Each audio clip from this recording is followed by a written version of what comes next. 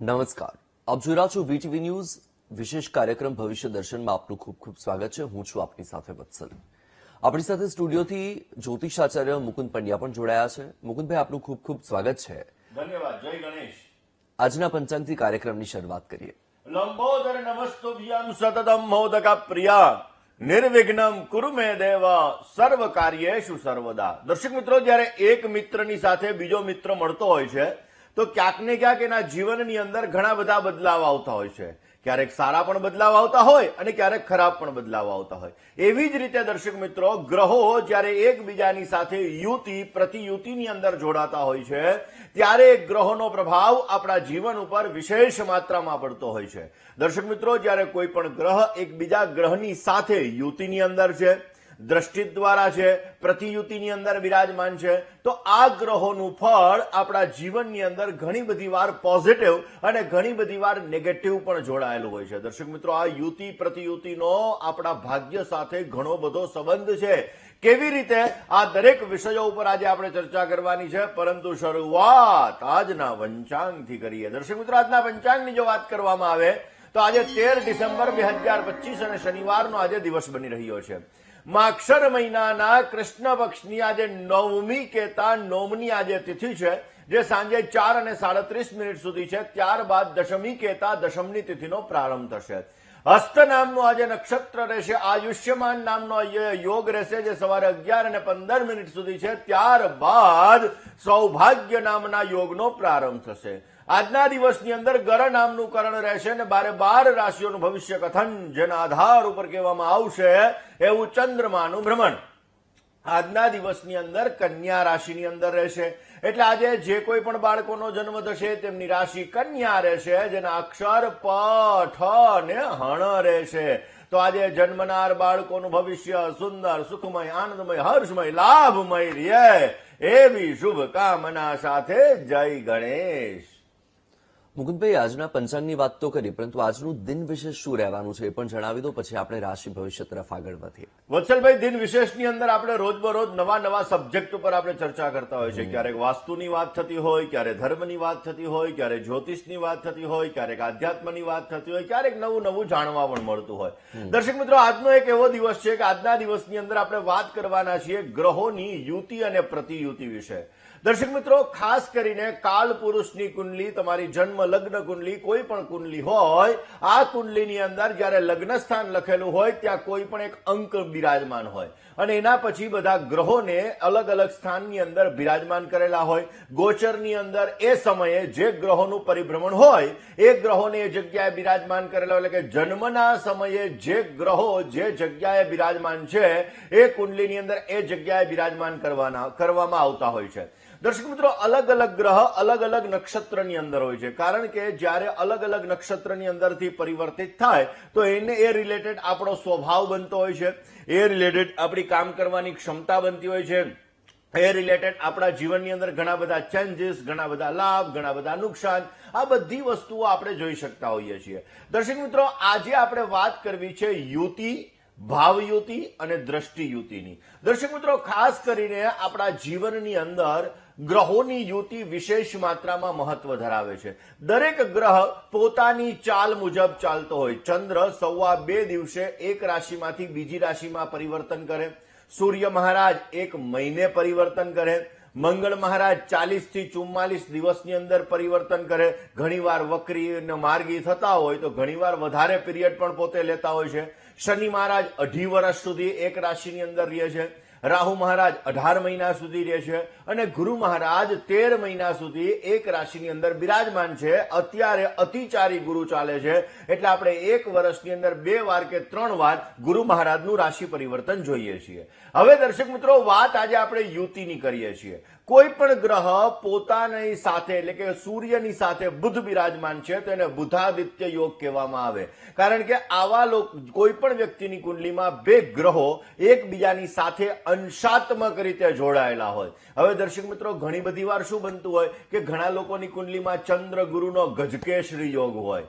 હવે ચંદ્ર છે એ પોતે 10 અંશનો હોય, ગુરુ મહારાજ પોતે 28 અંશના હોય, તો સ્વાભાવિક લોકો આમ જોવે કે ઓહો, આની કુંડલીમાં તો ગજકેસરી યોગ, યોગ છે, પૈસા તો જબરજસ્ત મળવાના, પરંતુ અંશાત્મક રીતે જ્યારે ગજકેસરી યોગ નષ્ટ થતો હોય તો આ યોગનું પરિણામ તમને નથી મળતું. યુતિ કોને કહેવાય? અંશાત્મક રીતે જ્યારે બંને ગ્રહો સાથે બિરાજમાન થાય ત્યારે ગ્રહોનું પરિણામ તમને પ્રાપ્ત થતું હોય છે. હવે એટલા માટે દર્શક મિત્રો, કોઈ પણ ગ્રહ એકબીજાની સાથે જોડાઈ જાય, અંશાત્મક રીતે સાથે જોડાઈ જાય તો આપણે એનો વિશેષ પ્રભાવ આપણા જીવન ઉપર આપણે જોતા હોઈએ છીએ. દર્શક મિત્રો, એવી જ રીતે આવે છે ભાવયુતિ.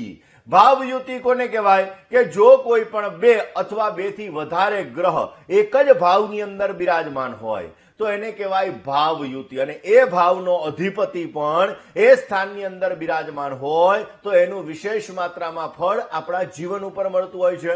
અને ત્રીજા નંબરમાં આવે દર્શક મિત્રો દ્રષ્ટિયુતિ. શનિની સૂર્ય ઉપર ત્રીજી દ્રષ્ટિ પડે, શનિની સૂર્ય ઉપર સાતમી દ્રષ્ટિ પડે, શનિની સૂર્ય ઉપર 10મી દ્રષ્ટિ પડે તો એ દ્રષ્ટિયુતિ કહેવામાં આવે છે. આવી જ રીતે કોઈ પણ ગ્રહ પોતાનાથી 7મા સ્થાન ઉપર દ્રષ્ટિ કરતો હોય, ગુરુ મહારાજ, મંગળ મહારાજ, શનિ મહારાજ આ લોકોને વિશેષ દ્રષ્ટિ આપેલી છે.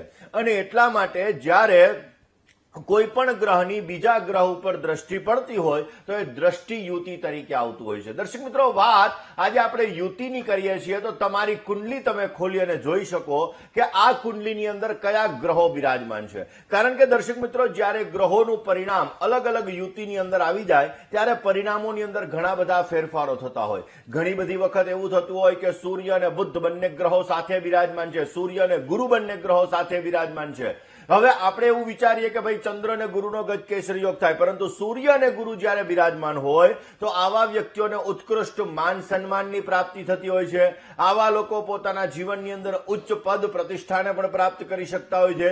તમારી કુંડલીની અંદર કયા ગ્રહોની સાથે બિરાજમાન છે એના આધાર ઉપર એ યુતિ તમારા જીવનની અંદર વિશેષ પ્રભાવ પાડતી હોય છે.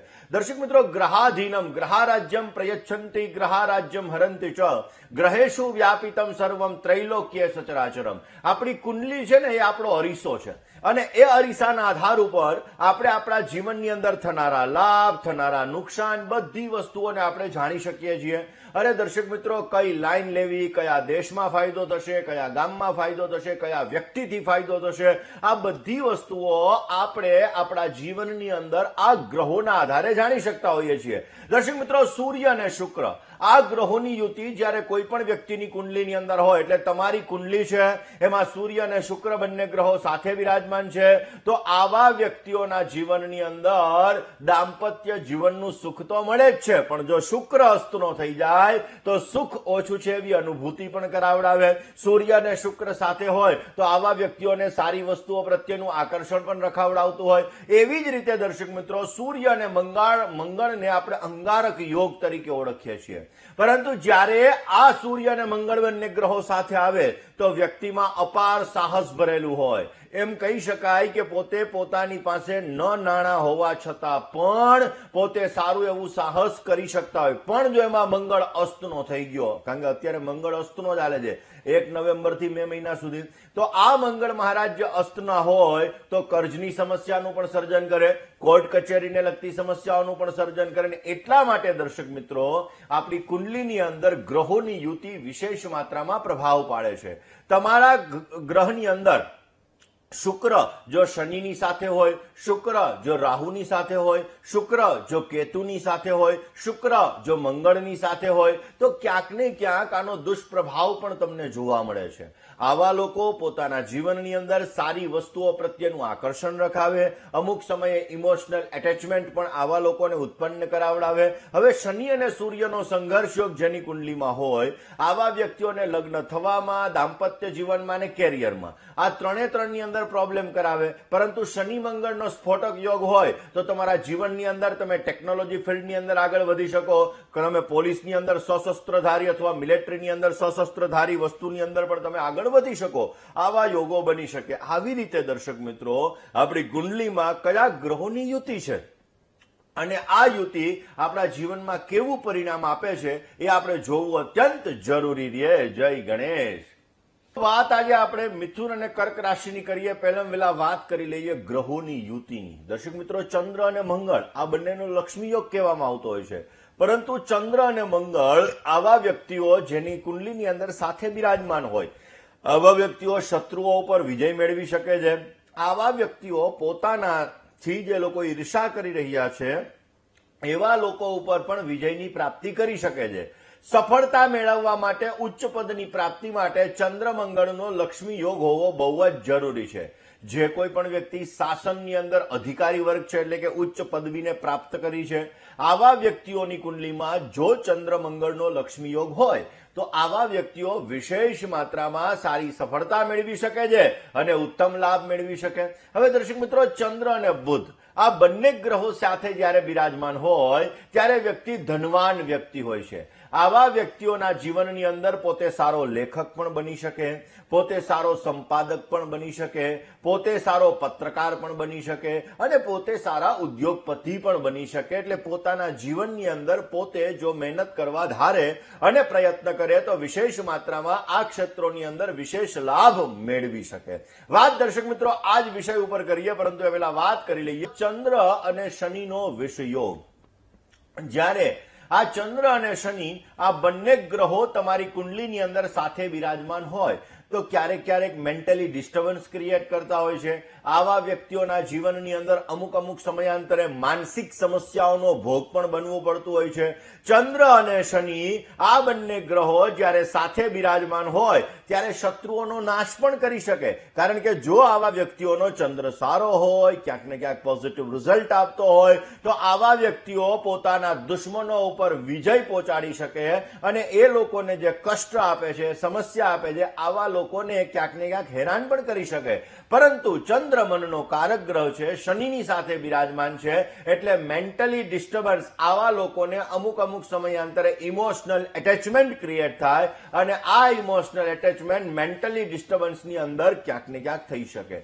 માટે તમારી કુંડલીમાં કઈ યુતિ છે એ યુતિના આધાર ઉપર જો ઉપાયો કરવામાં આવે તો વિશેષ લાભ. અલગ અલગ ગ્રહોની યુતિ આપણા જીવનની અંદર અલગ અલગ પરિણામ આપતી હોય છે. એવી જ રીતે દર્શક મિત્રો, શનિ મહારાજ ક્યાંક ને ક્યાંક જોવા જઈએ તો આપણા જીવનની અંદર કર્મના કારક ગ્રહ છે, આધ્યાત્મના પણ કારક ગ્રહ શનિ મહારાજ છે. અને આ શનિ મહારાજની યુતિ જ્યારે અલગ અલગ ગ્રહોની સાથે હોય તો એ આપણા જીવનની અંદર અલગ અલગ પરિણામો આપે છે. શનિ અને રાહુ જે બંનેનો શ્રાપિત દોષ બને છે. શનિ અને રાહુ આ બંને ગ્રહોની યુતિ જ્યારે આપણી કુંડલીની અંદર હોય ત્યારે સ્ટ્રગલ, મહેનત, પરિશ્રમ બધું વધારી દે છે. આપણા જીવનની અંદર ડગલે ને પગલે અમુક સમસ્યાઓનું સર્જન પણ થતું જણાય છે. પરંતુ જો એમાં રાહુ મહારાજ પોઝિટિવ હોય તો એક્સિડેન્ટલી લાભ આપણને આપી દે છે. આપણા જીવનની અંદર ઘણો બધો અપ જે સ્થિતિ હોય છે આ સ્થિતિનું સર્જન પણ એના લીધે આપણને ઉત્પન્ન થતું જણાય છે. જય ગણેશ. મિત્રો, દરેક ગ્રહની પ્રકૃતિ અલગ અલગ છે અને એ પ્રકૃતિને જ્યારે આપણે ઓળખી જઈએ છીએ ત્યારે આપણા જીવનની અંદર આપણને વિશેષ લાભ મળે છે. કયા ગ્રહની મહાદશા ચાલી રહી છે, એની અંદર કયા ગ્રહની અંતરદશા અને પ્રત્યંતર દશા ચાલી રહી છે, એના આધાર ઉપર જો આપણે આપણી કાર્ય કરવાની ક્ષમતાની અંદર બદલાવ લાવીએ તો આપણને વિશેષ લાભ મળી શકે. વર્ષનો રાજા કોણ છે અને એ રાજા આપણા ઉપર અસર શું કરી રહ્યો છે, આ વિષય પણ બહુ જ મહત્વનો હોય છે. અને એટલા માટે દર્શક મિત્રો, આપણે આપણા જીવનની અંદર સારી સફળતા જોઈએ છીએ તો ગ્રહોની ચાલને ઓળખવી બહુ જ જરૂરી છે. જય ગણેશ.